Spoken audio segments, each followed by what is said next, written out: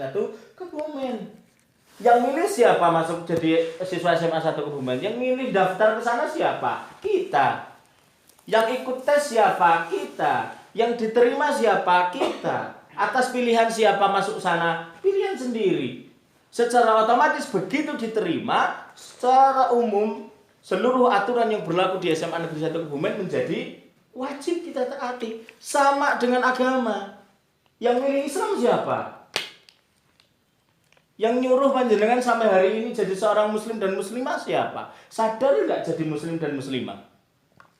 Kalau sadar, ya sudah. Seluruh aturan dalam Islam mengikat kita. Kita nggak perlu taat dengan aturan di luar Islam, itu nggak perlu. Karena apa? Kita milih sendiri. Kita milih Islam itu kan milih sendiri.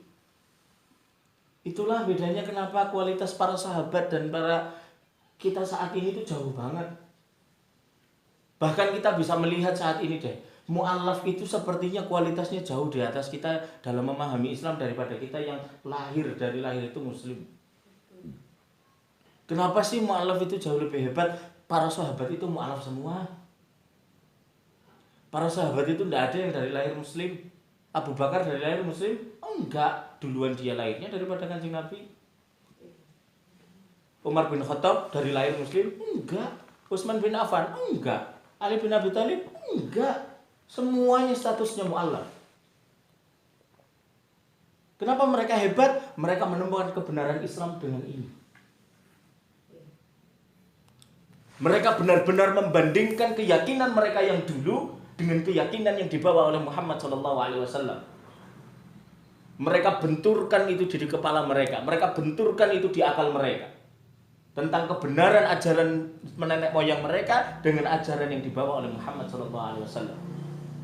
Sehingga ketika kemudian mereka menentukan aku menjadi pengikut Muhammad, itu dengan kesadaran tingkat tinggi. Dengan kesadaran 100% aku memeluk Islam.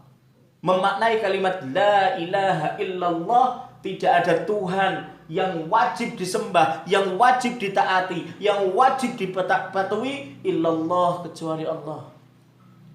Mereka pasrah bongkoan sama Allah. Mau diapain sama Allah itu? Umar bin Khattab mengatakan, walaupun bulan itu terbelah sekarang, imanku tidak akan bertambah sedikit pun. Karena apa? Mentok. Kalau sesuatu yang sudah mentok mungkin bertambah? Enggak. Mau ada fenomena apapun, iman para sahabat enggak nambah sama sekali. Karena apa? Sudah pol 100% yakin. Makanya kadang kemudian ia melihat, ya mereka yang mu'alaf, yang menemukan Islam itu dengan berpikir keras. Harus berhadapan dengan resiko menghadapi keluarganya, menghadapi kemiskinan, menghadapi kebangkrutan, menghadapi itu menjadi Islamnya kokoh. Karena apa? Mereka yakin dengan keyakinan utuh. Enggak kayak kita, kok nang ngopo Islam nang, ya wong bapak karo ibu Islam kok aku milih liyan iki ngopo. Sehingga gampang goyah, dicungi sarimi sak gerdus, masuk gereja, selesai persoalan. Ini yang kemudian membedakan kita. Ngono sudah begitu. Dalil lakum dinukum waliyadin la ikraha fiddin itu kok dipakai sesama antar umat Islam. Enggak bisa. Jaga sembung naik ojek enggak nyambung, Cek. Iya. Dalil kok lakum dinukum waliyadin. Cuma perbedaan pendapat antar kaum muslimin kok pakai dalilnya lakum dinukum waliyadin. Lihat Kanjeng Nabi itu bacakan ayat itu kepada siapa? Kepada orang-orang Quraisy yang mencoba mengkompromikan kepada Kanjeng Nabi dengan mengatakan, ya wis kaya iki daripada aku karo kowe ribut terus, nek kowe pas sembayang aku tak melu kowe melu sembayang, tapi nek aku pas sembayang kowe ya melu aku. Kanjeng Nabi mengatakan lakum dinukum walaidin, ya kowe dengan agamamu, aku dengan agamaku sendiri. Perbedaan misalnya pendapat yang baru-baru saja terjadi tentang mengucapkan selamat Natal. Nek kula nyuwun sewu, nek kula daripada mamang kula mending boten ngoten. Asale napa? Kan temo to, atine ngoten lho. Maksudnya kan tidak beresiko gitu loh. Kan bagi para ulama yang membolehkan, yang penting tidak iktikad tidak meyakini tentang keyakinan Natal yang menurut orang Kristen. Kan begitu. Yes, mengucapkan selamat ya selamat saja, asal tidak meyakini. Loh, daripada resiko begitu, kan mending sing ora. Nek kula senangane saya orang Islam yang kepenginnya gampang-gampang saja, sing tidak beresiko begitu. Pokoknya saya ngambil pendapat yang kira-kira resikonya paling kecil begitu. Dan itu enteng, membuat saya optimis di dalam berislam. Membuat saya tidak pesimis dan membuat saya nggak pusing untuk kemudian menentukan sikap. Ini yang kemudian begitu kok dalilnya lakum dinukum waliyad. Kemudian orang Islam dikandani dinasehati la ikraha fiddin, nggak boleh dipaksa dalam beragama. Loh, nutup aurat itu wajib sejak kamu masuk Islam, wajib itu. Nggak bisa ditawar. Boleh membuka aurat itu kan cuma 3 kemungkinan. Ya silahkan dipilih. Asih anak kecil, jadi orang gila, kan begitu. Ya semua jenengan milih ae. Jenengan arep cilik terus ora mungkin. Kepengin buka aurat sing ora dosa dadi wong kentir. Selesai. Sing hakikat lho ya, sing hakiki lho ya kentire aja digawe-gawe kentir. Itu boleh. Aku yakin jenengan ora dihisab wis ta. Nek jenengan kentir temenan jenengan wis mlayu-mlayu arep ora nutup aurat gak masalah. Nah, tapi kudu kentir sih. Begitu. Jadi kita itu harus berislam itu harus penuh dengan kesadaran. Aku ki milih Islam kan milih dhewe. Sing maksa sapa jenengan? Kan gak ada sing maksa. Ya sekarang kalau jenengan masih ragu direvisi, gak apa-apa. Cara aku gak apa-apa cara aku. Kira-kira syariat Islam gawe repot kudu nutup aurat kuduan terus naos salat ping 5. Misale dadi wong Kristen ngono kan salat pisan seminggu. Wis kira-kira marai repot ngono wis. Ya tapi kemudian tahu hukumannya, tahu konsekuensinya. Wong jenengan wis padha gedhe nih. Maksudnya sudah dewasa, akalnya sudah bisa berpikir dan memilah. Artinya kemudian dakwah itu misalnya kemudian kepada orang kafir, yaitu kemudian memang dalam rangka untuk mengajak. Kemarin baru saya ada diskusi. Diskusi kemudian gara-gara ada tontonan malam tahun baru itu nonton filmnya Sunan Kalijaga. Ada orang di sebuah desa dilalah merayakan tahun baru kemarin nontonnya film Sunan Kalijaga. Nah, kemudian berkui kali jagongan tongkrong yang warung gitu. Di warung saya itu tongkrongan bengi-bengi ya cerita. Wingi aku nonton film Sunan Kalijaga iki iya pora ngono pora gitu. Nah kan yang di film itu kan Sunan Kalijaga itu kan menjogrok nang pinggir kali, ngasih lumutan ngasih gitu kan. Gak ditinggali tongkat nang Sunan Bonang gitu kon ngenteni ngono bertahun-tahun iya ora tenan ora iki wong sing gawe iki tenan ora kan begitu. Terus kemudian ceritalah tentang cara-cara Sunan untuk kemudian dakwah. Nah, saya itu menengahi gini. Nggih bener, jane nek bener nek wong niku kemudian le dakwah tiru para Sunan, Wali Songo niku nggih lho. Lerese ngeten. Ning sasarane sing kadang bayar. Kita harus tahu, yaitu kita jadi harus tahu. Sunan itu waktu itu dakwah, kenapa kemudian bikin wayang, kenapa kemudian bikin tahlilan, kenapa kemudian mereka itu mencoba mengislamkan orang-orang yang masih Hindu Buddha, animisme dinamisme menuju masuk ke dalam Islam. Kan begitu. Kalau disaklek tugel kabeh, tradisi murah oleh kabeh, rasidono sing mlebu. Makanya mereka menggunakan saringan demi saringan, saringan demi saringan.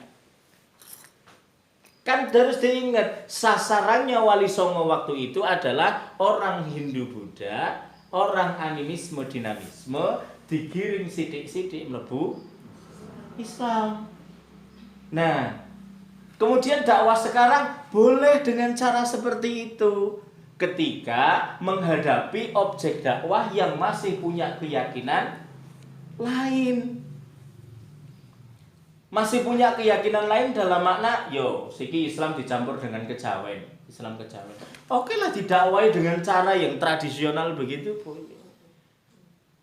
Tapi kalau kemudian orang Islam sing podo Islami sing podo wis itunya tidak kemudian dengan animisme dinamisme kepercayaan yang seperti itu, ya model dakwahnya boleh dong diperbarui gitu loh. Artinya bagi orang-orang yang kemudian mencoba memperbarui uslub-uslub dakwah, memperbarui cara-cara berdakwah, tidak lagi dengan cara yang seperti itu, sah. Tinggal apa? Lihat siapa sasarannya. Ini yang kemudian membuat kita selama ini itu bertengkar karena kan kita itu egoisnya masing-masing kok. Nyun sewu, teman-teman yang ada di Salafi Wahabi watose ngono kuwi ya ora ndelok. Ya jenengan dakwah ngono kuwi ya oleh ning nang wong-wong Islam sing wis mapan dari segi keimanannya. Wis sakleke ngono gak apa-apa. Kaya wesi ngono wis gak apa-apa. Tapi bagi orang-orang awam yang masih itu, yo atos Pak. Jenengan wesi ngono kuwi ditekuk tugel, udu mlengkung udu tugel. Nah, teman-teman Nahdiyin yang mencoba merangkul kalangan bawah dengan metode yang tradisional, why not? Karena kan sasarannya, silakanlah dengan uslub dakwah delok sasarane. Jenengan yang jenengan sasar siapa? Yang jenengan sasar orang-orang yang sudah mapan dari segi keimanannya untuk semakin meningkatkan keimanannya, ya silahkan dengan usul dakwahnya. Rodo atos sedidik gak apa-apa, rodo getak sedidik gak apa-apa. Wong Jawa iku nek mati niku nek dipangku. Filosofi aksara Jawa kenapa untuk membunuh huruf yang paling belakang itu dengan pangku? Itu filosofinya wong Jawa niku matine niku dipangku, Bu. Nek jenengan getak niku menteng kelek. Ning tenanan. Makanya para wali songo mengetahui filosofi orang Jawa itu nek mati dipangku, wis kowe duwe adat apa? Awak adat 7 dina, 10 40 dina, ya wis. Dipangku Bu, dilus. Sampai mereka kemudian manut. Tapi saya yakin wali songo ora kemudian santrine wajib kata awal tekannya akhir diulangi dengan cara seperti itu, tidak begitu. Hanya memahami fakta, dibaca sejarah itu dibaca. Ya oleh alasan niru wali songo, ya oleh. Ini tidak dalam satu fragmen saja. Fragmen secara utuh bagaimana beliau kemudian. Dan itu dilakukan oleh teman-teman, misalnya teman-teman Nahdiyin itu dilakukan. Wong saya mengalami betul. Ketemu kiai, jadi santri seorang kiai itu beda levelnya. Ono sing ngaji bareng asar tok. Wakeh. Nanti ada yang diketik Pak Kiai, kok bareng isa ngajine ya. Kok jam-jam 11 bar sedurunge tahajud kowe mengaku ya. Itu ada. Itu diijrah memang. Oh, ini santri yang sudah bisa naik pada pembelajaran selanjutnya. Oh, ini santri umum bareng ke ngaji. Dan itu dilakukan. Jadi kemudian ini hanya persoalan uslub dakwah, perbedaan yang terjadi. Siapa sasarannya? Orang-orang yang kemudian menyasar daerah-daerah kristenisasi untuk memasukkan orang-orang yang dikristenkan menjadi Islam lagi, ya dengan uslub mereka. Kita nggak bisa kemudian menyalahkan dengan uslub yang digunakan. Wong kita nggak berkecimpung di sana. Kan begitu. Jadi kemudian yang kedua, itu menyerukan kepada orang Islam akan menerapkan seluruh hukum Islam. Dakwahnya terhadap orang Islam, orang yang sudah Islam, didakwai itu untuk apa? Untuk memberikan kesadaran kepada mereka bahwa mereka wis Islam. Selanjutnya, langkah selanjutnya adalah mereka harus menaati seluruh syariat Islam. Bukan dalam rangka kaya wong ngejek wong kafir mlebu Islam, ndak bisa. Levelnya beda, kelasnya beda. Itu yang kemudian harus difahami. Yang namanya dakwah itu lihat objek dakwahnya. Siapa yang disasar? Anak-anak, remaja, setengah baya, ibu-ibu, bapak-bapak sing sampun sepuh. Itu lihat caranya kemudian harus seperti apa. Karena kita nggak bisa. Loh, Kanjeng Nabi itu disampaikan dakwah itu juga pakailah bahasa sesuai dengan bahasa kaumnya. Mulanya Gusti Allah niku ngutus para nabi, para rasul niku wujude menungso, kan dakwahe menungso. Nah, Gusti Allah dakwah dhewe kira-kira saged? Nggih saged. Ning wong ora iso nampa, mboten saged nampi. Lihat kemudian kita kalau mau dakwah, lihat sasarannya. Bagi orang-orang yang sudah mau menerima dengan logika-logika yang kuat, yang logis, gunakanlah itu. Tapi nggak bisa. Jadi nggak kayak tadi nggih. Wong dakwah kepada sesama muslim kok sing dibahas la ikraha fiddin lakum dinukum waliyatin. Gak pas banget mau gak pas. Saya pernah punya konflik gara-gara ayat itu. Wong jere kanca ora oleh ngafir-ngafirke, jenengan maca ayat iku mengaku. Saya pernah ketika menasehati, kemudian lakum dinukum waliyatin, supaya karo agamamu. Lah agamaku karo agamamu ki padha, Cak. Lah nek kowe maca kuwi nggo aku, lha yo kowe sing ngafirke aku ya. Lho nggih. Lakum dinukum waliyadin itu Kanjeng Nabi bacakan, sampaikan kepada orang non muslim ketika ngajak, wes daripada aku karo kowe ribut wae, nek kowe sembahyang aku tak melu kowe sembahyang, tapi nek aku pas sembahyang ya kowe melu aku. Kanjeng Nabi enggak mau. Persoalan agama, persoalan ibadah, ibadahmu kanggo kowe lah, ibadahku wae. Kemarin misalnya yang baru-baru kan saya pernah menyatakan ada materi di dalam fikih Islam itu namanya hadarah wal madaniyah. Hadarah itu sistem kehidupan yang itu kemudian berupa konsep. Itu mutlak haram. Tapi kemudian madaniyah, hasil teknologi, bentuk benda apapun itu kemudian boleh dipakai. Maka kemudian nggak perlu ribut. Wong Islam gua ngafir-ngafir ke apa ngafir ke wong Amerika, sengit karo wong Yahudi kok nganggo Facebook.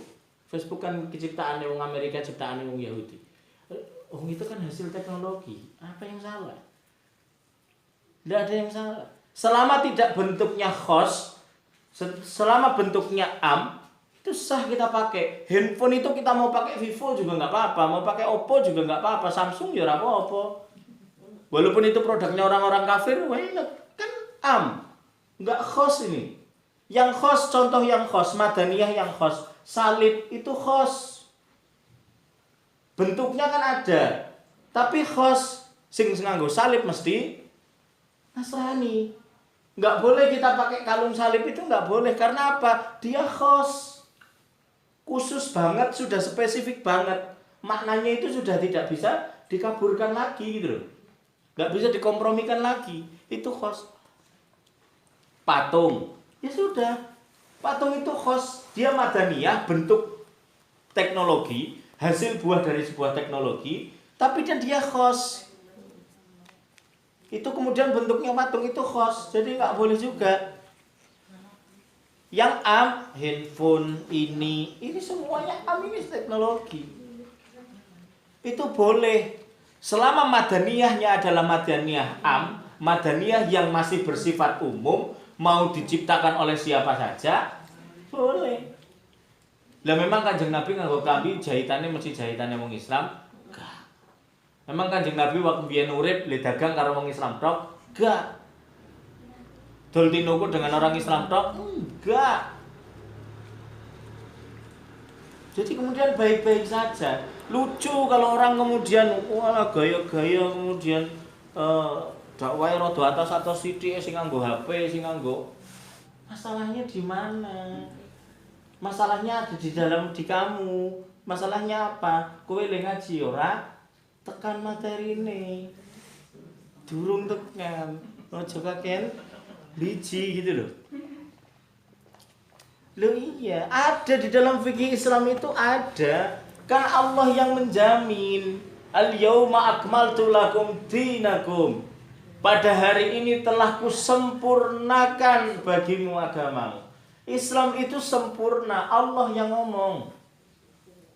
Allah yang ngomong. Islam itu sempurna. Siapa yang ngomong? Zat yang maha sempurna. Artinya cakupan kesempurnaan Islam itu mutlak. mengatur seluruh aspek kehidupan.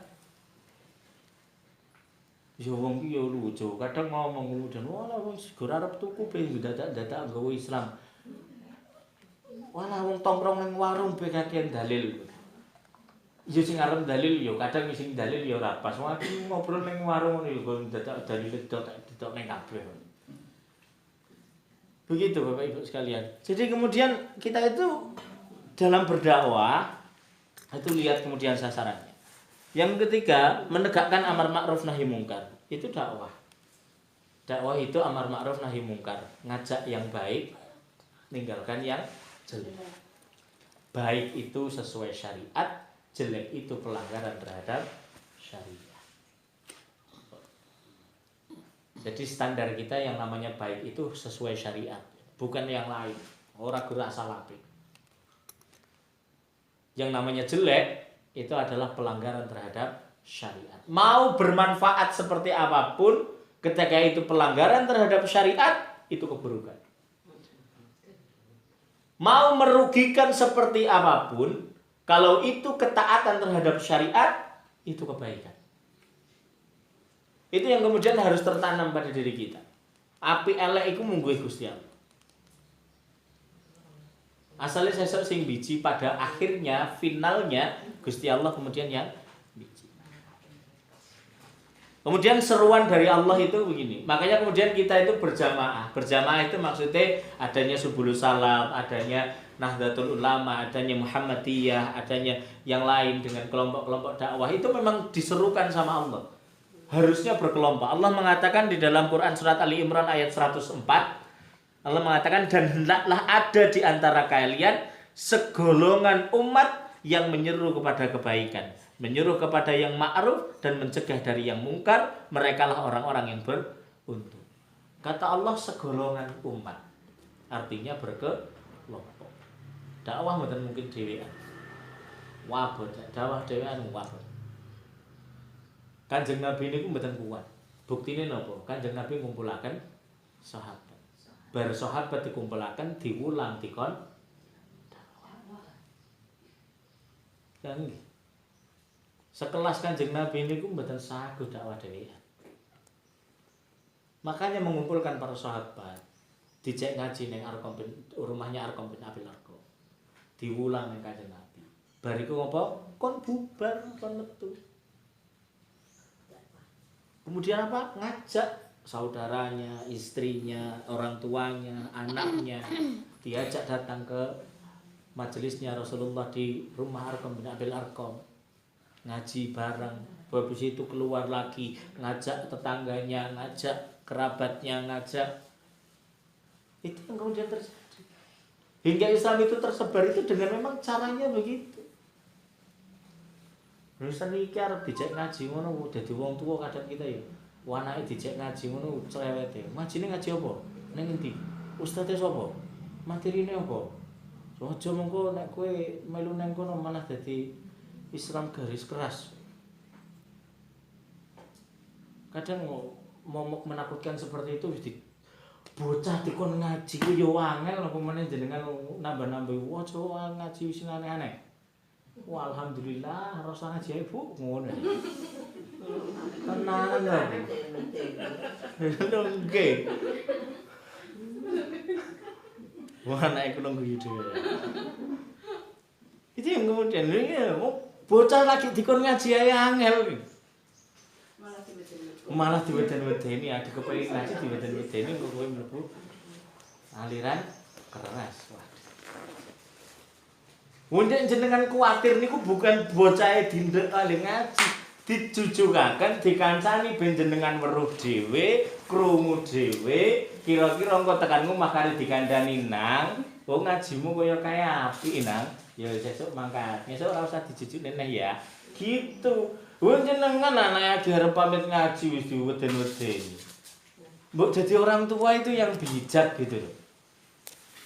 Nek jenengan kira-kira kuwatir anake salah le ngaji, dicujukno. Dadi jenengan ngerti ngajine ning endi. Kepengin ngerti ustaze jenengan rada ngintip mlebu sithik. Weruh ustaze iki sapa? Penasaran karo materine, dinteni tekan Bali, dirungokno. Oh, ustaz e mulang kaya kae. Oh, kan jenengan sing wis tuwa ngerti salah luput. Nggih kan, kula bener kan? Salah niku luput kan? Nggih. Kula ngomong salah bener niku salah. Salah niku luput. Jadi begitu. Jadi orang tua itu kemudian ya kadang begitu. Saya itu pernah ngaji dengan anak-anak remaja. Ya kadang wong tuane anaknya dadi apik niku malah kuwatir. Kula selalu menekankan yang ngaji karo wong. Yang harus merasakan pertama kali perubahan kamu setelah ngaji adalah orang tua. Enggak usah orang lain, enggak usah tetanggamu, ora usah. Wong tuamu kudu krasa kowe dadi luwih apik setelah. Awas nek ngasih wong tuamu komplain kok tambah elek. Serasa ngaji karo aku. Bener. Wah, tapi ada orang tua sing maune kemudian anak era tahu gelem jamaah, dadi gelem jamaah, kuwatir. Mana aku maune ora tahu gelem jamaah, saiki krungu aden jamaah. Itu kan kebaikan ya. Kuwatir, Pak. Lha gara-gara napa lihat TV yang namanya teroris itu rajin jamaah. Kan ngono aja kan. Paijo ya pancen iki. Gasruk pancen urip saiki kan. Nggih lho wong bocah dadi sregep jamaah sing mau ora gelem jamaah, krungu adzan terus mangkat jamaah malah wong tuane kuwatir. Gara-gara napa teng TV berita penangkapan teroris, kemudian penembakan teroris, takoni tanggane ciri-cirine napa niku wonge tertutup mboten gelem metu. Kemudian sregep banget jamaah. Kemudian sregep ngaji. Wis tobat urusane karampung kabeh. Wong sing sregep ngaji teroris, sing sregep jamaah teroris, sing serak gelem srawung teroris. Rampung urusan ini. Itulah yang namanya propaganda. Jenengan gak krasa dihapus. Lah nggih jenengan mboten krasa. Lah kan kados niku. Ciri-ciri teroris napa sing jenengan ngertos wis. Ciri-ciri teroris sing jenengan ngertos. Wis paling bathuke ireng celanane cingkrang ngono ya. Nggih. Lah nggih, jenengan karo celana cingkrang ngono kemudian wani ngomong dhek teroris. Karo wong sing ora nggo kathok iki lho ora ngomong lonte. Lah nggih ta? Lan jenengan niku nek wong nganggo celana cingkrang, bener nutup aurat, aurate wong lanang niku mudhun tekan dengkul, ming krana cingkrang, jenengan wani kandha niku teroris.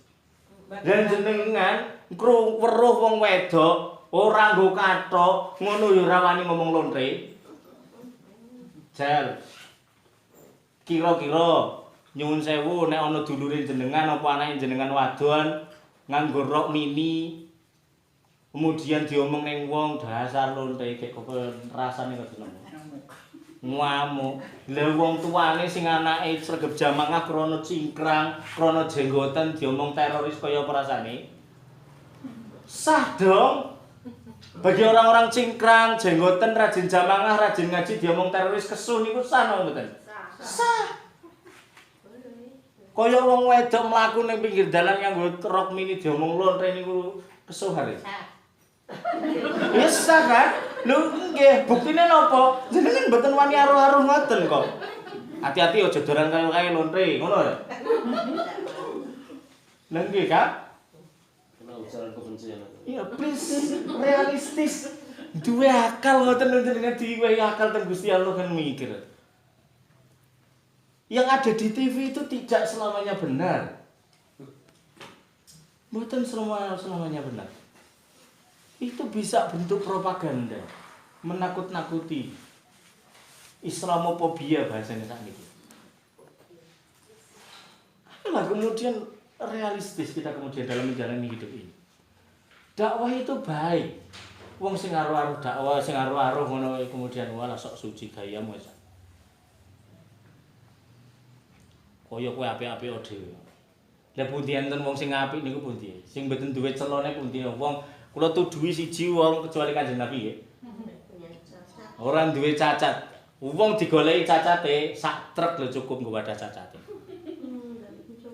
Nggih. Mulane wong sing dakwah niku mboten wong sing kudu resik, mboten. Endi ana wong resik? Oh kiai gedene kaya apa? Goleki cacate, walah sak truk kurang. Temenan niku.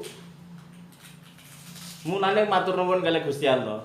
Dideleng wong apik niku krana aibe diumpetaken. Jiye jenenge aibe dibentukne jerawat. Rampung urusane. Lah nggih. Lah ngene setiap keburukan atau kemaksiatan yang kita lakukan diwujudaken bisul ning Gusti Allah. Nek bisulen kabeh.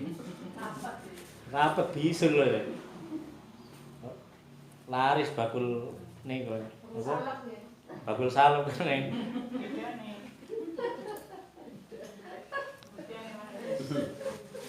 Dungane bakul salep kaya ning kados niku nggih. Ya Allah, mbok abun maksiat ku wujud busul lho. Bakul tong.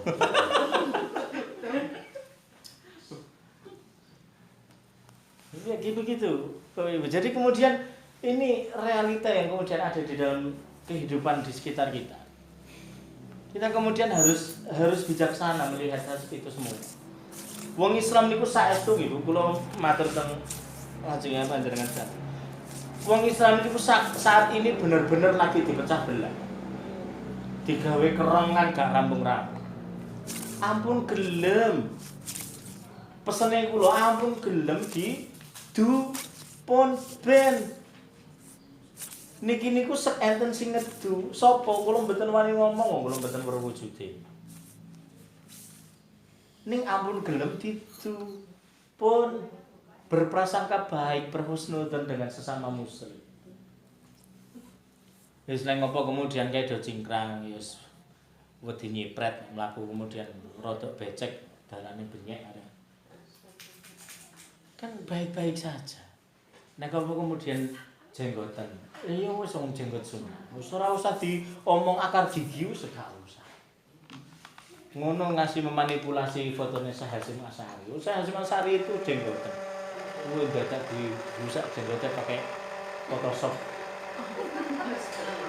Lho nggih, saya senengan golek teng Google ae. Hasyim Asy'ari kan jenggotan sih. Google nek mboten percaya. Sing mboten asli lho nggih, senes foto asli, Google. Resik mrene. Gara-gara diomonge jenggot itu akar gigi. Yo ono sing tegel. Ya, Bapak-Ibu sekalian. Jadi dakwah itu kemudian harus berkelompok.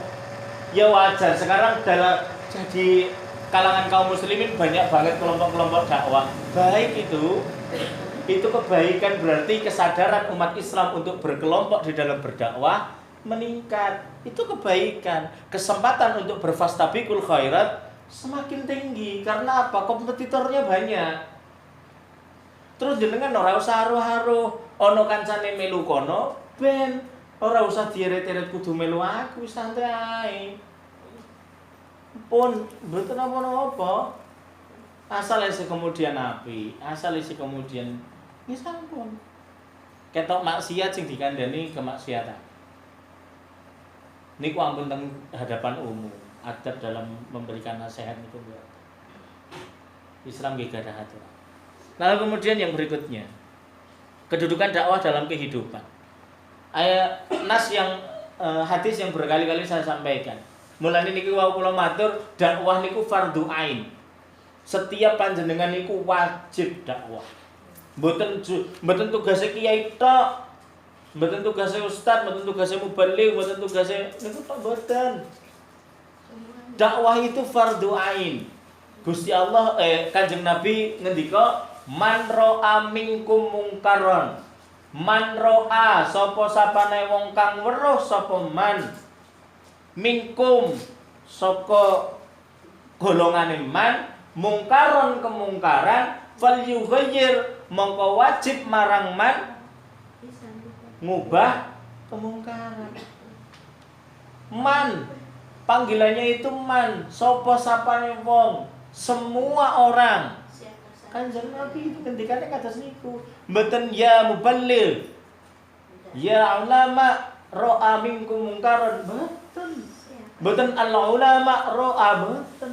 Man sapa sapane wong. Artinya kewajiban dakwah itu ada di setiap pundak panjenengan. Dakwah niku mboten kudu kados niki ceramah mboten. anake rada salah sethithik niku lho ngandani diniati dakwah. Dadine anak apik mangke. Lah jenengan nyeneni anak niat pancen lagi mumet kepengin duwe pelampiasan nyeneni anak. Ini jenengan lagi mumet gak duwe-duwe anake salah sethithik lidome sedina met ra rampung-rampung. Mboten. Nyeneni anak niku diniati dakwah. Nyeneni anak niku diniati dakwah. Dakwah nang anak. Kuwate dadi biyung kok ndak wahi anake tok, pun tidak wahi anake. Dipastikan anaknya sesuai dengan syariat. Anake wis 10 tahun baru gelem salat arep dikeplak, jere ilmu psikologi gak oleh. Jenengan manut teori psikologi napa manut aturane Gusti Allah ya. Gusti Allah niku kandha, nek 10 tahun rak gelem salat, keplak. Sing kira-kira tidak berbahaya. Diganti sama orang-orang psikologi, diganti sing tidak menyakitkan. Ngeplak sing ora nyakitke iki ngeplak kepiye? Iki ngelus jenengane cah. Sing jenengane ngeplak yakin loro, tak keplak. Ini tenan lho, ngeplak ora loro iki ngeplak opo ya? Nggih. Ngeplak niku nggih ngeplak. Bocahe dadi lara nangis iki mesti wong dikeplak. Sing mboten dadi nangis niku dilus. Niku mboten nangis. Wong jenengane dikeplak. Ya mesti nangis. Makanya kemudian pukulan ada bagian yang tidak membahayakan. Bukan yang tidak menyakitkan, tidak membahayakan. Bahaya niku nek ngeplak kethokan ngene lho bahaya niku lho. Rapet tenggorokane malah gak iso nafas. Sing ngeplak kira-kira kemudian ngene. Nggih, wong anake kemudian nglakoni babagan sing maksiat niku kemudian dikandhani. Iku anake kula niki tak kandhani. Kula sudah wanti-wanti kepada anak saya seluruhnya. Saya wanti-wanti. Kalian kalau masih bisa dibilangin sama Abi pakai mulut, Abi pakai mulut. Tapi kalau mulutnya Abi sudah tidak didengarkan dan tidak sanggup mengubah kalian, Abi masih punya tangan dan punya kaki. Saya itu. Ini bocah sih. Ya? Iya. Beneran. Saya itu sudah wanti-wanti sama anak saya. Kalau kalian masih bisa dibilangin sama Abi pakai mulut, maka Abi pakai mulut itu cukup. Tapi kalau kalian sudah dibilangin pakai Abi pakai mulut, tidak bisa berubah dan tidak mau berubah, Abi masih punya tangan dan punya kaki. Maka jangan salahkan Abi. Kalau Abi sudah pakai mulut, kalian tidak berubah, Abi pakai tangan atau pakai kaki. Itu kemudian sudah saya tanamkan betul. Itu sejak kecil, enggak kemudian nunggu dia balik, enggak. Sejak kemudian dia bisa diajak saya bicara, saya ajak bicara. Bahkan saya tekankan sama anak saya. Kan duwe mbah nggih. Mbah niku kan ngalah-ngalah karo anake. Wis pokoke kira-kira ana masalah karo putune sing dibilang mesti putune. Wong anak salah wae anak salah. Saya pun sampaikan, siapapun yang membela kamu ketika kamu melakukan kesalahan dan kemaksiatan akan Nabi hadapi siapapun itu. Walaupun mbah sekalipun. Saya bilang kayak gitu sama anak. Supaya apa? Dia nggak punya tempat sembunyi kecuali kebenaran. Saya tekankan itu. Wah, anak kemudian biasa dijarke nang bae, domain saneni, mlayu mengomahe bae umpetan nang omahe bae. Oh, anak saya melayu ke rumah bae, pulang ngapain kamu pulang? Sana kan sama Mbak. Temenan itu. Ngapain? Sana kalau mau hidup sama Mbah yang enak, yang dijajanin terus, yang manjain terus, sana nggak usah pulang. Ini yang kemudian mencoba membentuk karakter anak itu kemudian dengan ya begitu. Lihat kemudian kita tanggung jawab ini jangan tenang. Saya sing ditakoni tentang anak itu wong tua. Anakmu mbok ulang apa? Walaupun saya itu sendiri, nek kandhani ya, maksiat niku soal maksiat niku kemudian nek diwujudke bisul kabeh isine. Tapi kemudian saya punya hujah. Hujah saya itu gini, saya itu kepengin, saya hanya kepengin, saya memastikan kepada keluarga saya, pada istri dan kemudian anak-anak saya.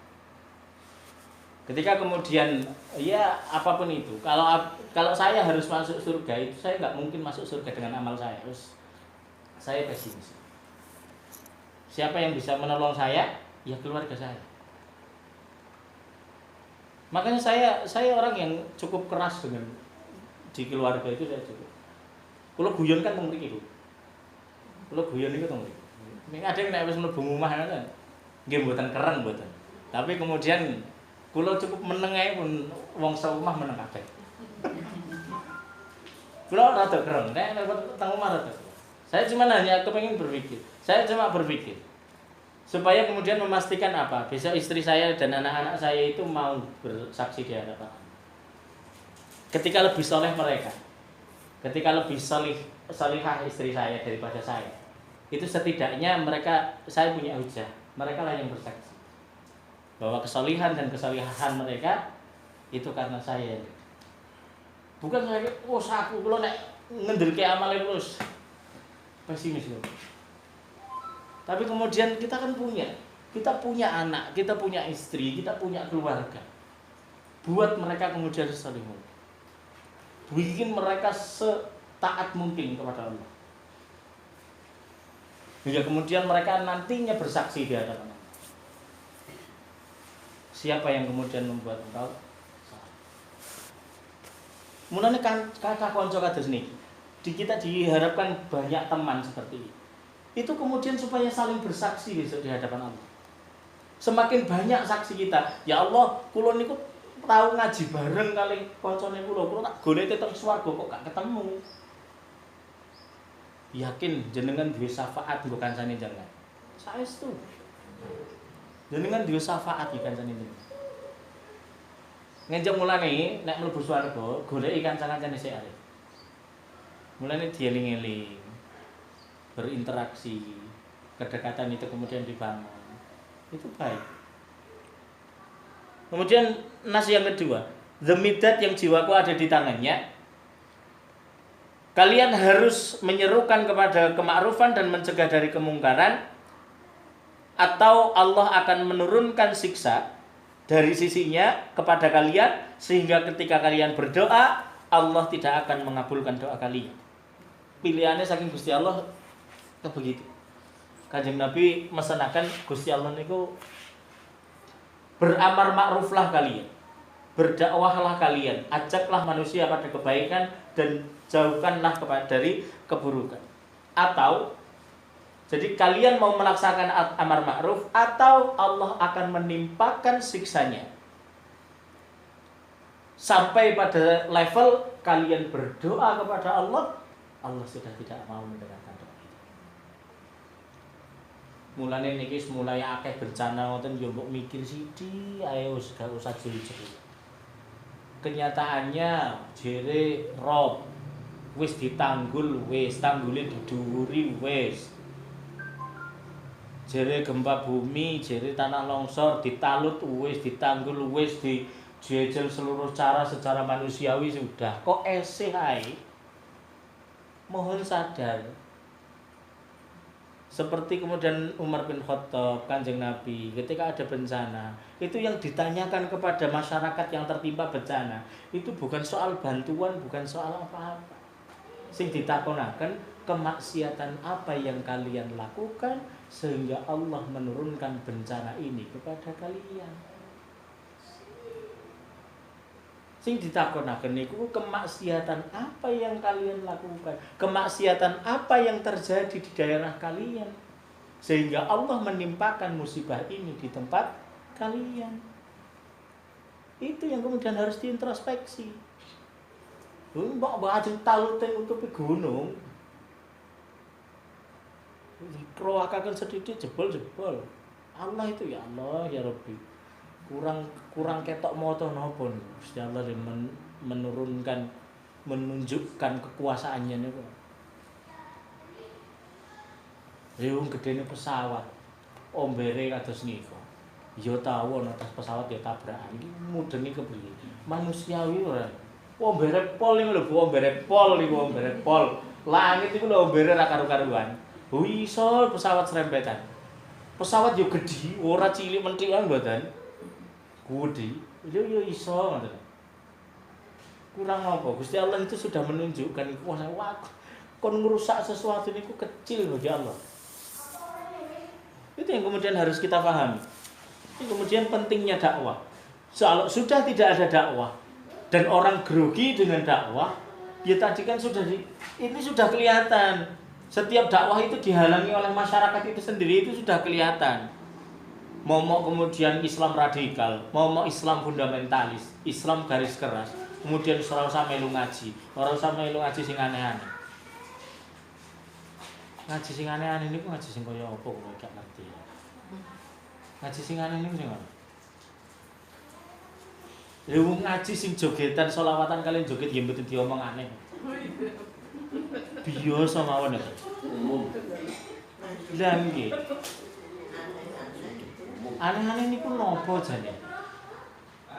Makna dibalik makna kata aneh-aneh itu apa sebenarnya? Nah iya, yang disampaikan itu kan syariat dan bisa di cross check kebenarannya. Orang kemudian jadi pakai kerudung, menutup aurat, yang laki-laki jadi menutup aurat, kan? Misalnya Pak Supri kemudian fokus di kemudian anti riba, menyampaikan tentang bahaya riba, tentang dan sebagainya. Salahnya di mana? Makanya kemudian orang yang kemudian hukum rajam itu melanggar HAM, hukum cambuk itu melanggar HAM, hukum potong tangan itu kemudian melanggar HAM, gitu kan? Yang digembar-gemborkan kan tentang syariat, wedi dirajam, wedi dipotong tangan, mencuri itu harus dipotong tangan, zina itu bagi yang muksan dirajam, bagi yang ghairu muksan itu kemudian dicambuk, kan begitu wedi. Saya sudah pernah menyampaikan, wedi niku bagi pelaku atau orang yang berniat melakukan. Lah nek jenengan kula kalian jenengan orang niat dadi maling, lah ngopo jenengan wedi dipotong tangan? Atas landasan apa? Syariat Islam itu penghukum potong tangan bagi pencuri, kan bagi pencuri. Kan bagi pencuri. Jenengan maling nggak senes? Senes. Kira-kira duwe niat nyolong apa mboten? Kan mboten. Terus wedi dihukum potong tangan iku wedi dasare napa? Mboten duwe dasar jenengan iku. Lah nggih. Terus tidak takut dengan hukum rajam karena melanggar HAM. Hukum rajam, dilempari batu sampai mati bagi pezina yang sudah muksan atau sudah menikah. Duwe niatan. Mboten. Jadi kemudian apa yang kemudian ditakutkan? Takut hukuman itu kan bagi pelaku atau punya orang yang punya niat untuk melakukan kejahatan. Bagi kita yang tidak kepengin melakukan kejahatan dan bukan pelaku kejahatan, apa yang ditakutkan dari hukuman? Kula nggih teng RT kula soal ronda, wangel mulai padha angel, ada usulan orang mangkat ronda didenda. Didenda 50.000, pating traet. Wah, dendane gede temen, ribut, wong duwe niat arep ora ngangkat tadi. Bagi kita yang berangkat rajin berangkat dan tidak punya niat untuk tidak berangkat, mbok dendane 1 juta kan enggak ada masalah. Nah iya kan? Wis ngomong ae beban gitu itu. Kan begitu. Mau ronda di denda orang mangkat ronda sewengi didenda 1 juta, bagi orang yang tidak niat untuk tidak berangkat ronda kan nggak ada masalah.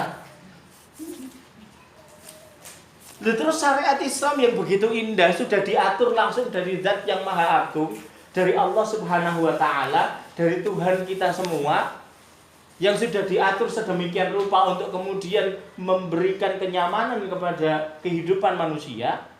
Lah kemudian kok kita tolak karena kemudian katanya melanggar HAM. HAM itu kan konstitusi yang dibuat oleh manusia. Waneh ya, waneh. Gusti Allah melanggar HAM itu. Logikane piye kula ora mlebu. Saya itu seorang lebih babat belas. Gusti Allah bisa salah. Jadi kemudian hukum syariat Islam yang baik yang sudah disusun oleh Allah langsung oleh Allah, disampaikan oleh Kanjeng Nabi Muhammad SAW. Kemudian kok seolah-olah dijadikan hal yang mengerikan. Kalau syariat Islam itu kemudian diterapkan akan terjadi perpecahan di Indonesia. Saya mau tanya, memang ketika syariat Islam diterapkan di Madinah, wong Madinah Islam kabeh? Mboten. Enten Majusi, enten Yahudi, enten Nasrani. Dan semua baik-baik saja. Islam itu pernah mengatur dunia dari ujung Spanyol sampai Hindia Belanda. Emang kabeh dadi wong Islam? Bukan. Terus ada masalah apa? Kan itu cuma ketakutan yang digambarkan. Nanti terjadi perpecahan. Islam urung diterapno wis terjadi perpecahan. Wis sing ketok cetha welo-welo ngono gak dipermasalahke sing isi diangan-angan bayangan itu dipermasalahke. Ini artinya hanya sebuah wacana bagi saya. Saya mencoba memberikan gambaran yang cukup telak supaya apa ya tadi. Saya itu kalau menggambarkan yang cukup telak itu kan panjenengan dadi mikirnya rada dhuwur. Rada berikhtiar mikir tenan gitu loh. Itu yang kemudian saya inginkan. Panjenengan coba untuk berpikir jauh ke depan. Dan dakwah itu yang kita lakukan sekarang ketika sasarannya adalah umat Islam, mengingatkan mereka semua, panjenengan semua untuk kembali taat terhadap syariat. Mboten duwetan dari sini napa-napa kula mboten urusan kalian jenengan. Bar jenengan ngaji arep manut alhamdulillah, ora manut ya alhamdulillah urusane kula mulang. Bar niku bar lho wis. Selanjutnya. Dakwah adalah kemudian kebutuhan. Jadi dakwah itu sesuatu yang dibutuhkan, yang wajib dilakukan supaya kemudian terhindar dari azab Allah. Sekarang dakwah sudah mulai dihalangi. Wono klasifikasi dai niku wis disertifikasi. Wono dai radikal. Wong kula kalian jenengan kan yo wis pinter wis milih. Jenengan cocoke kali kiai ayo wis ngaji nang kiai. Wis mboten ono semua kiai be sing kira-kira rada ngotot sethithik nek kondro atau temetu ngoten yo wis ben tipikalnya orang berbeda-beda. Cara menyampaikan sesuatu itu beda. Orasi nek lemah lembut kabeh ngoten ya orasi. Wong sahabat nek kaya Abu Bakar kabeh ora ono sing kaya Umar ngono ya. Ngeri ya. Lho, sing dipuji karo Kanjeng Nabi niku nggih Umar. Umar sing kereng ora karo-karuan. Saking kerenge niku Umar niku digambarkan nggih, digambarkan. Ana ibu-ibu hamil niku Umar Dehem niku iso lahiran lho. Saking medeni ini. Bedane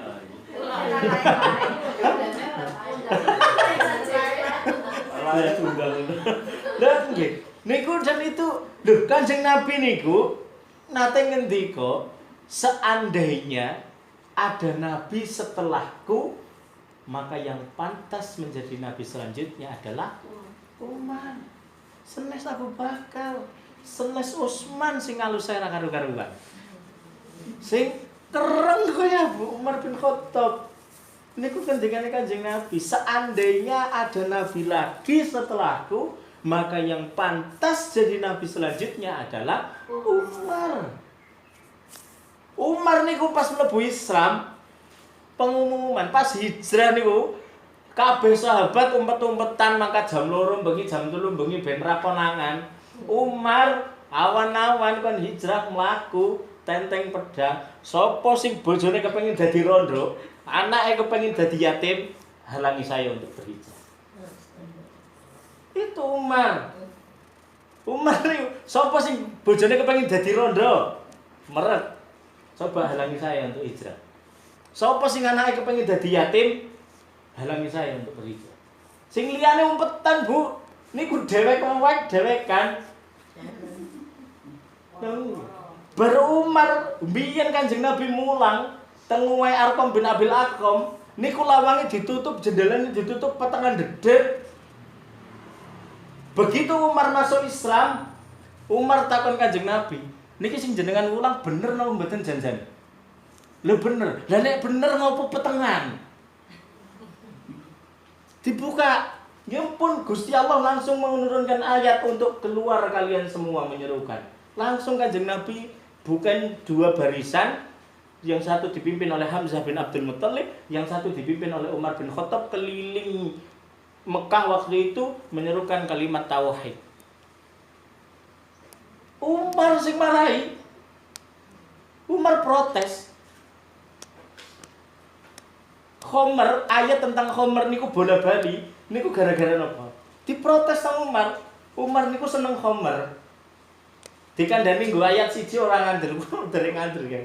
Turunkan ayat berikutnya, diturunkan sampai 3 kali ya. Nabi Umar nih, pun. Berhenti. Umar itu suka minum-minuman keras. Umar itu suka khomer. Itu yang kemudian makanya dia dapat julukan Al-Faruq. Apa? Yang membedakan antara kegelapan dan cahaya. Yang membedakan antara kejahiliahan dengan dan itu Umar, makanya dia disebut Al-Faruq, pembeda, betul-betul pembeda. Sejak Umar masuk Islam, itu dakwah Islam itu terang-terangan, seorang anggota dengaling-aling. Tapi siapa Umar? Umar adalah calon pembunuhnya Kanjeng Nabi. Makanya kemudian ketika orang sekarang jadi membenci Islam, fitnah Islam di mana-mana, jangan-jangan dia akan jadi pembela Islam pada saatnya nanti. Orang usah gedeng-gedeng banget betul usah. Nesu ya boleh nesu, tapi ampun gedeng-gedeng tenan. Ini yang kemudian harus kita pahami. Jadi dakwah dan Umar itu masuk Islam hanya karena apa? Ya hanya karena kemudian dia mendengarkan surat Toha. Jadi ketone saiki dakwahe dawe-dawe keliling roadshow kemana-mana, ya jebule sing iso merubah itu hanya bukan mubaliknya, tapi ada orang lain yang kemudian. Jadi belum tentu kula ceramah nang ndi-ndi kula sing saged, mungkin malah justru jenengan terhadap temennya, terhadap ini yang kemudian harus difahami, bahwa kewajiban dakwah itu nempel di setiap panjenengan. Tidak kemudian menjadi kewajiban para kiai, masai, ustaz, ora mboten. Tapi ada di pundak panjenengan semua. Itu dakwah. Dan kita ngumpul di Subulus Salam itu juga dalam rangka dakwah. Membentuk kelompok dakwah. Artinya setelah ngaji bersama dengan Subulus Salam, kewajiban selanjutnya untuk panjenengan semua adalah dakwah. Ben kaya wong sufi sing mejejet ngapiki awake dhewe tok. Nggih niku apik, ning nek tok niku mboten apik. Beneraken awake dhewe niku apik, tapi nek benerake awake dhewe tok niku mboten apik. Bedane ming tok kali mboten ten tok niku bedane apik. Apik kali mboten apik niku. Lah nggih nek Kanjeng Nabi muni dakwah nggo awake dhewe kalau keluargane rampung ngono. Islam mboten tekan Indonesia. Nah iya, artinya kemudian ketika kemudian ada dai yang sedikit keras menyampaikan sesuatu dengan lantang, dengan tegas, dengan lugas, rate dengaling-aling ya biasa mawon. Memang tipe dan cara dia menyampaikan itu, dan kudu harus ada orang yang seperti itu. Nek mboten enten wong kados niku, mboten enten pecute, niku nggih mboten mlayu-mlayu. Yo kita ngerti nunggang jaran, mecut jaran niku jarane loro. Apa kita menggunakan dalil menyakiti hewan nggak boleh sehingga orang dipecut? Kan mboten. Jadi kemudian sesuatu semua yang Allah berikan kepada kita itu baik. Termasuk orang-orang di sekitar kita yang masih maksiat itu baik-baik. Jadi kita duwe lahan dakwah. Lah nek apik-apik jenengan arep dakwah iso. Jadi nek kira-kira ana tanggane sing ngasih maksiat niku alhamdulillah. Alhamdulillah nggih jenengan mboten nyukuri wong sing ngasih maksiat mboten. Ya alhamdulillah aku punya kesempatan untuk berdakwah. Begitu. Mboten nyukuri maksiatnya, alhamdulillah kayak si maksiat itu mboten. Alhamdulillah saya masih punya lahan dakwah. Jadi itu kemudian pentingnya dakwah. Niku jadi kemudian nek mboten enten dakwah niku mboten enten interaksi di tengah masyarakat kan. Ketika ada dakwah kan dadi jenengan kepengin dolan mengenai tangga. Kira-kira weruh maksiat ya kemudian dadi kepengin dolan. Mulane nek weruh kemaksiatan niku mboten didoi, didolani. Didolan nek jenengan peduli niku nggih kecuali pancen jenengan ngenten-ngenteni diadab ning Gusti Allah gak apa-apa terus-terus nek meneng terus-terus ki ngono disugi bareng-bareng jadi atas niku jadi ini yang kemudian harus kita pahami betul tentang urgensi dakwah, tentang pentingnya dakwah.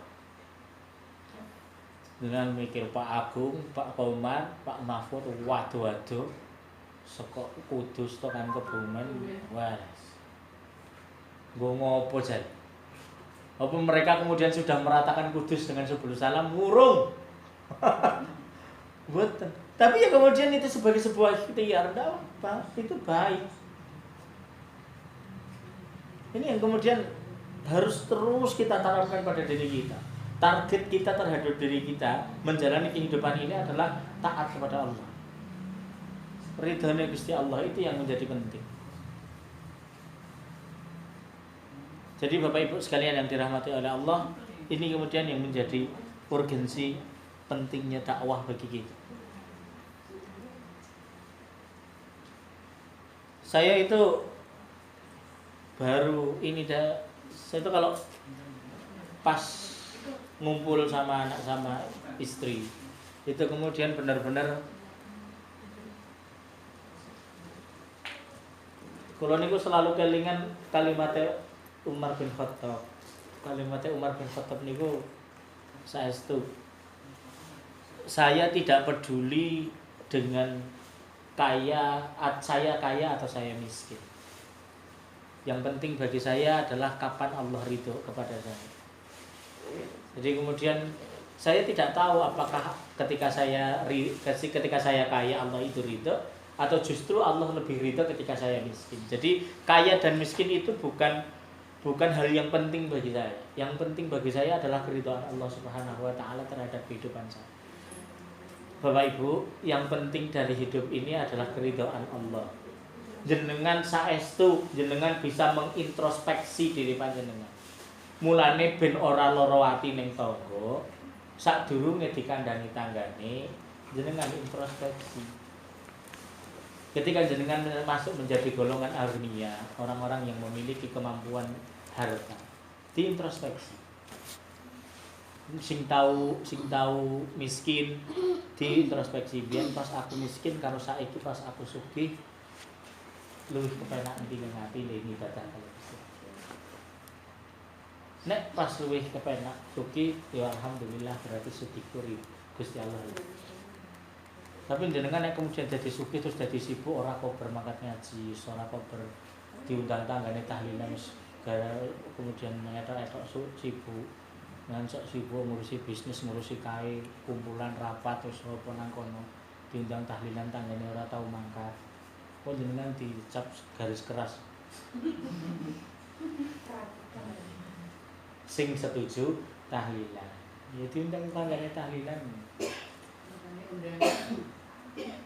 Nekani undangan niku wajib. Kondone. Prakteke balik nang jenengan dhewe. Nah. Banyak yang kemudian ya ketika kemudian mungkin tidak sepakat dengan ritual tahlilan, tetap dolan kali tanggane, didolani tanggane. Ampun dolan maning-maning. Nggih wingi kula setuju kali Ibu. Ayo. Iso ngaji nang kono-kono ngaji nang tanggane ora mangkat niku ora kepenak niku bener. Dolan apa? Nggih. Niku bener. Lan. Karena kemudian kita hidup itu ya dengan tetangga, tidak dengan yen duwe dulur, tapi ya dulure atuh kan ya mesti tetanggane sing disambati pertama kali istana. Sehingga kemudian ya sudah ayo kemudian fokus. Dakwah, interaksi yang terjadi dengan tetangga itu juga nuansanya dakwah. jenengan ampun baperan, dikandani tanggane nek kira-kira bener ya diakoni ngono. Matur nuwun mesti ngono ta. Kira-kira ora bener ya diluruske mboten kados niku kula kuwari. Nah, sampai kan sudah selesai. Ora usah baperan. Waes. Ya. Paling sing marek nang mlebu neraka niku cewangkem karo. Lho nggih. Bukan sing Nabi niki ditakoni, janjane sing maringno menungso niku akeh mlebu neraka niku napa ya Kanjeng Nabi. Kanjeng Nabi niku nunjuk cangkem kali kemaluan.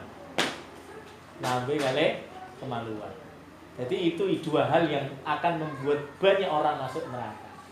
Hati-hati, mulane duwe lambe niku ngati-hati.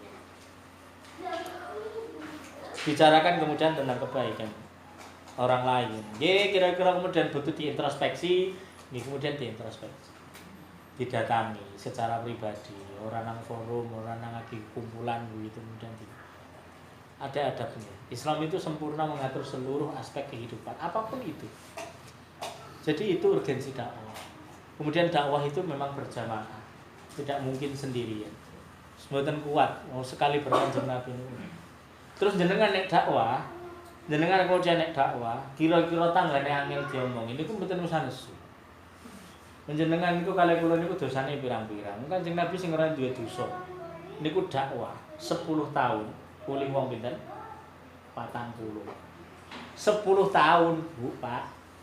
Kanjeng Nabi mawon. Sing aben dina pegaweane Gur dakwah. Ora niku Kanjeng Nabi sing ora tau duwe dosa, sing kira-kira ndonga karo Gusti Allah mesti dikabulke. Niku dakwah 10 tahun gur oleh wong 40. 10 tahun niku 40, berarti setahun oleh 4. Sebulan ora oleh siji. 3 bulan nembe oleh siji. Kira-kira Kanjeng Nabi nek dakwah tok siji napa mboten? Mboten. Sak kampung didakwahi ora ana setugel-tugel. Niku Kanjeng Nabi sing ora duwe dosa, ting pegaweane gur dakwah, sing nek kira-kira ndongane Gusti Allah mesti dikabulke. Niku kemudian mau dakwah 10 tahun ndewule 40. Ya subul salam lagi dakwah pirang dina ning Kebumen kayak kepengin 100. Welelele. 40 lebih kota. Oh, 40 luwe. Anggotanya. Niku berarti jenengan luwe apik arek ta? Grup tapi. Grup. Anggota grupnya yang lebih dari 100. Itu yang kemudian jadi kemudian ayo bersabar. Dakwah itu sabar. Memang kewajiban mengingatkan niku ping 3.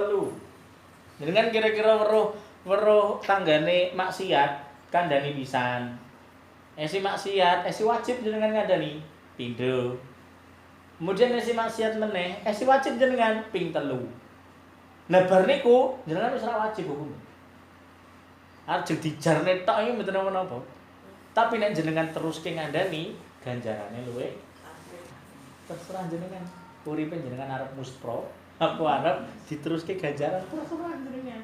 Gusti Allah mah kepenak. Wajibke ping 3. Terus bar ping 3 ora wajib, wis terserah arep dijarke ya dijarke apa. Tapi jenengan dadi ora nambah ganjaran. Tapi nek jenengan teruske ngandani, tapi terus ampun baper ae diomong cerewet ora karo-karoan aja. Nah, nggih, pegawai ini kudu cerewet ngoten nggih mboten apa-apa. Jadi kemudian nikmati hidup ini kemudian dengan fokus golek ridane Gusti Allah. Diomong wong mesti diomong. Cara ibune kula kroak ora. Menan niku ibuke kula niku nek ngandani niku sepele-sepele. Diomong wong wis kroak ora. Ora kroak iku. Dirungokke ae. Nek bener ya diyakne nek ora ya wis. Nah, ibu kula niku yang saking berkesannya dengan ibu saya itu cara menasehati saya itu dengan hal-hal yang sangat sederhana. Kula niku mboten wedi, niku nggih niku gara-gara cecak. Niku ibu kula. Kula niku mbiyen arep bojo niku. Umur 20, ora duwe pegawean. Kula niku menikah itu usia 20 tahun. Saya menikah di usia 20 tahun. Istri saya nikahi itu di usia 18. Wes tenang, ora duwe gawean kuliah semester loro. Ora duwe tabungan, gak duwe apa-apa. Wis pokoke tak niati ngindari maksiat. Niku kemudian nasihati ibu. Kowe ngerti cecek, Pak? Ayo cecek. Cecek gaweane gur rambatan ngono kae dimpani ning Gusti Allah. Mawi yo empane cecek napa? Lemut sing mangan ora iso mabur, sing dipangan iso mabur. Kecandak. Hei wong cecek. Apa meneh menungso sing gelem ibadah karo Gusti Allah. Sing gelem taat karo Gusti Allah. Rasa kuatir, aja-aja gur mangan. Begitu. Nasihat ibu saya tentang rezeki itu dari cecek. Itu nasihat ibu saya. Terus tak ngiang-ngiang terus. Itu ia menguatkan saya. Saya benar-benar itu saya nikah itu. Saya punya anak ini di usia 23. Istri saya di usia 21. Oh biasa. Saya menikah di usia 20 dan 18. Wah, fitnah nang tengah lapangan salah. Wis nikah ora resepsi, gur mengkak UA, kan? Wis fitnah gak karo-karuan. Ya harus menahan 3 tahun untuk dapat satu omongan ini. Ya karena untuk mematahkan fitnah itu. Saya menikah 3 tahun baru kemudian dikaruniai anak yang pertama. Jadi selisih anak saya dengan ibunya cuma 21 tahun. Dengan saya hanya 23 tahun. Jadi kemudian dan alhamdulillah, ngene kula kan tahu cerita, kula tahu diseneni kiai ini kula. Gara-gara istri saya hamil lagi anak yang ketiga, kula njaluk donga, domai tenan. Pak kiai ini kula nyuwun donga. Donga apa? Alhamdulillah garwane kula ngandhut mari. Ini njang kagungan putra sing ketiga insyaallah. Moga-moga kula kuat. Wah, niku mboten didongake diseneni. Mboten didongake malah diseneni kan. Kula nate cerita. Diseneni nene apa? Wah, kandhane kan jago. Kowe iki mbiyen tau ora urung bojone ta. Urip dhewean tau. Terus mangane ping pira sedina mbiyen? Ping 3. Sehat. Tekan saiki sehat alhamdulillah. Nah terus kowe bojo. Urip wong loro. Kemudian mangane ping pira pas bojo? Ya alhamdulillah ping 3 sehat. Bojomu wis urip saiki wis sehat alhamdulillah. Nah terus kan duwe anak siji. Mangan ping pira? Nggih kadang ping kalih ping 3. Tapi sehat. Urip anakmu tekan saiki. Urip. Lah bojone asih urip. Asih. Kalau ngene sing ngandut. Duwe anak kedua. Nah, kowe Gusti Allah kowe urip dhewe dicukupi mangan ping 3 urip tekan saiki. Nyunggi bojo siji, mikul bojo siji diuripi ning Gusti Allah. Mikul anak siji diuripi. Mikul anak loro diuripi. Mikul anak telu wis ragu karo Gusti Allah bakal nguripi. Ngoten iki. Mulane kemudian nggih pun mboten apa-apa. Duwe telu wis urip dhewe. Asale napa? Niki duwe rezeki dhewe, Bu. Mboten ngelong-ngelongi rezekine kula mboten. Niki bocah klower metu niku kan nggo rezekine dhewe. Wah dadi bapak sombonge rak karo-karuan. Kowe tak uripi, sapa sing nguripi sah? Lah nggih. Dadi wong tuwa sombonge gak karo-karuan. Ngomong ning anak, nyengak anake kemudian lho kamu tak biayai. Jere sapa? Dek yang biayai pakai rezekinya sendiri ning liwat jenengan. Jenengan ki kalen. Ngerti kalen? Nggo liwat. Mboten ngrusui rezekine jenengan yakin mboten. Niku hakul yakin ngono niku. Lha nggih wong bocah teng kandutan 4 wulan ditiupkan ruh iku kan dijamin papat kan? Matine rezekine jojone kan pun ditentukan Gusti Allah. Dadi wong ngasih ragu nikah krana rezeki, imane nol. Lah apa yang diragukan itu apa? Oh, apa meneh wong lanang gajine 1,5 juta, nikah gak wani. Gajine kuwi nembus 1,5 juta, nggih urip kula nggih tuku pulsa. Lah memang jenengan bojo wong wadon terus dadi rezekine jenengan dibagi loro karo bojone? Mboten. Dhewe rezeki dhewe kok ming liwat jenengan. Berarti kan jenengan dadi rezekine double. Rezekine jenengan asli terus nggo liwat rezekine bojone. Ngoten. Jan hitungan matematika ini dinggoan. Ora kanggo babar blas. Ya sekedar ikhtiar, boleh ikhtiar ngono terus dadi golek pegawean sing luwih, dadi kepengin sibuk rono rene nggih mboten apa-apa. Sing marai umat kan target hidup jenengan kan. Weruh kancane duwe mobil dadi kepengin duwe mobil niku marai rubes. Ini yakin rubes. Dadi ampun salahke Gusti Allah, kok kula rezekine seret, mboten seret. Kebutuhane jenengan sing dibekake. Lho nggih kan? Bukan rezekinya seret. Yakin niku. Hakul yakin. Niku mboten rezekine jenengan seret. Jenengan sing targete kedhuwuren. Lha nggih, jenengan nek tak targete kedhuwuren sing kudune mencolot kuat tekan mriku. Jadi kira-kira mencolot melompati ke karpet niki aslinya Anda, jenengan kepengine tekan kono ta.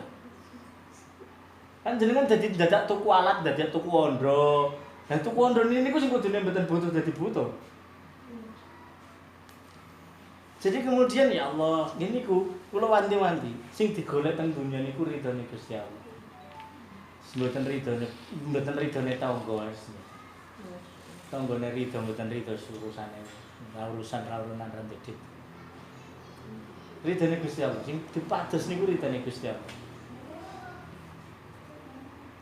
Nah kula diceritani kanca dadi PNS, terus pegawai negeri, duwe omah dhewe, duwe mobil dhewe, duwe kendaraan dhewe.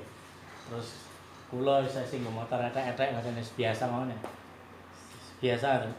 Terus kancane kula cerita, "Wah aku mumet banget." Mumet ngopo? Cicilan mobil, cicilan. Oh, ya. Kula memang ayo seorang. Kula ceritane kali Ibu. Kula terus ceritane kali Ibu. Bu, awak gek bingung. Bingung nang opo? Aku ya sing ora duwe duit ya mumet. Tapi kancaku sing ketok mobilan omah ibu di makro-makro jebule luwih mumet ae. Lah nggih, Bu tidak kancane cerita kula. Bu janjane urip sing kepenak niku sing kaya kancaku kae.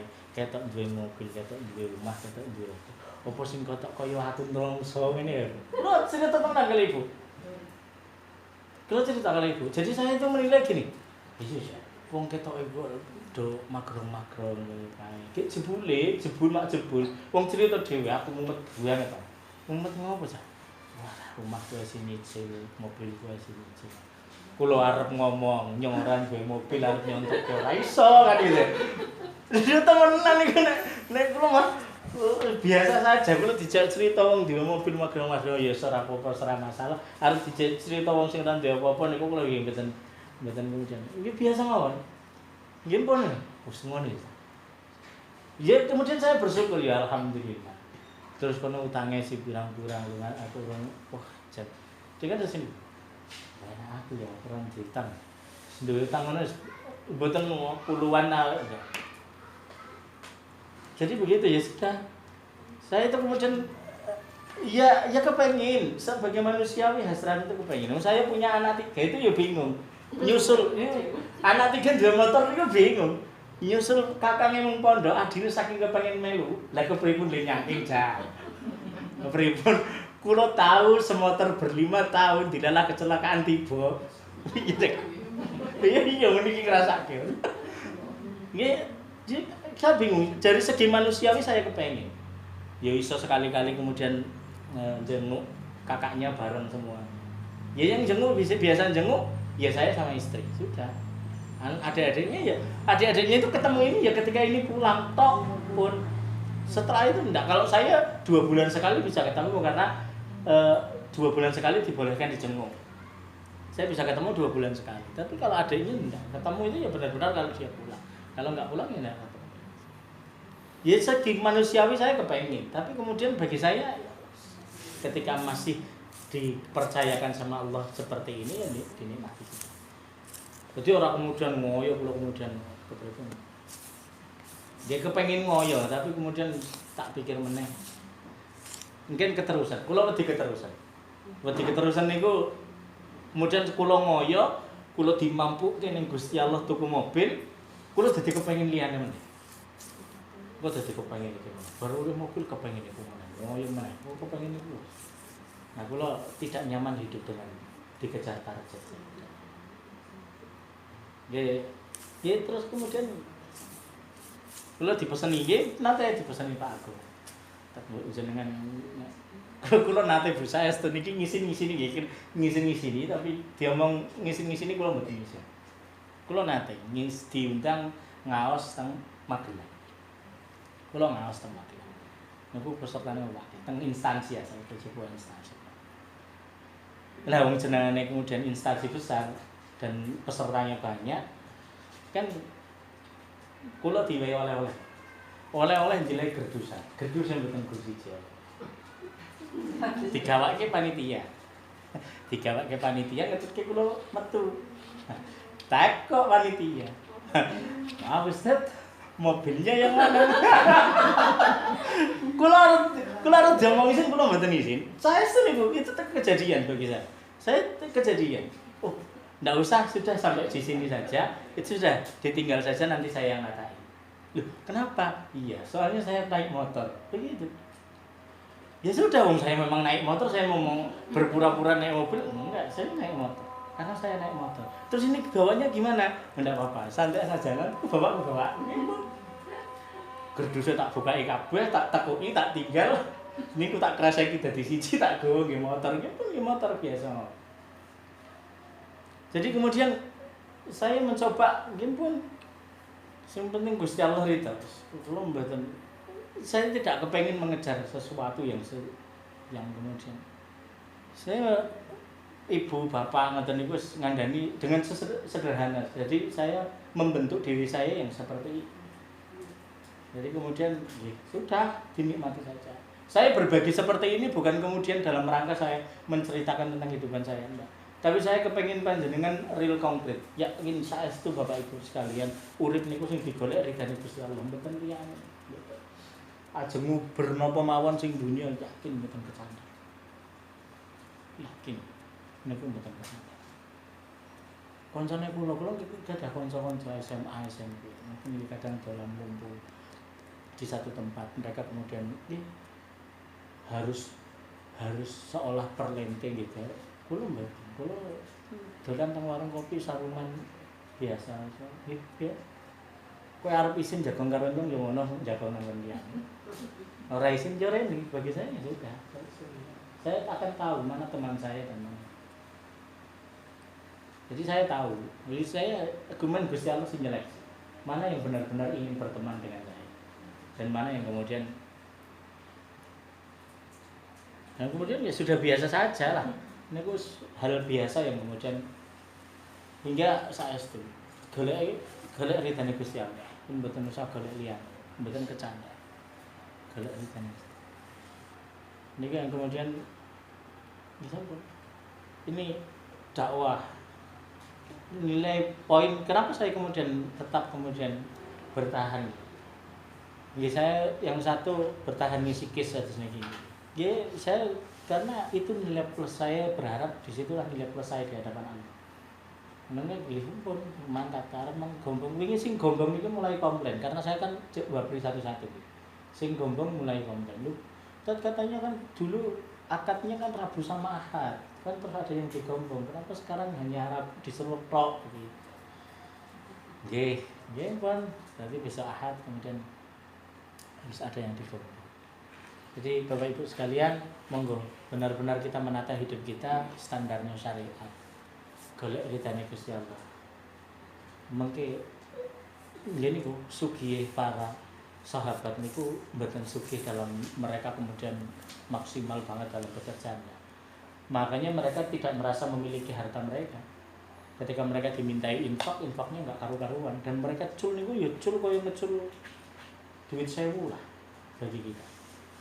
Uang keping-kepingan emas itu diberikan sama Kanjeng Nabi seperti ya sudah, nggak berharap kembali karena mereka merasa ini bukan karena ikhtiar saya, bukan nggak ada urusannya dengan ikhtiar saya. Ikhtiar saya itu adalah kewajiban saya, yang ngasih ini semua Allah, ya sudah dikembalikan sama Allah. Itu yang kemudian terjadi. Bahkan kok berdidil pelit kados kita ini kan, kita berdidil pelit asalnya kan hitung-hitungan asalnya wah aku kerjanya ketekan isu tekan sore tekan bengi kok baru oleh duit kan disedekahke nang masjid kan ngoten. Aku ki nyambut gawe ben aku uripe kepenak ngoten. Niku menungso sakniki.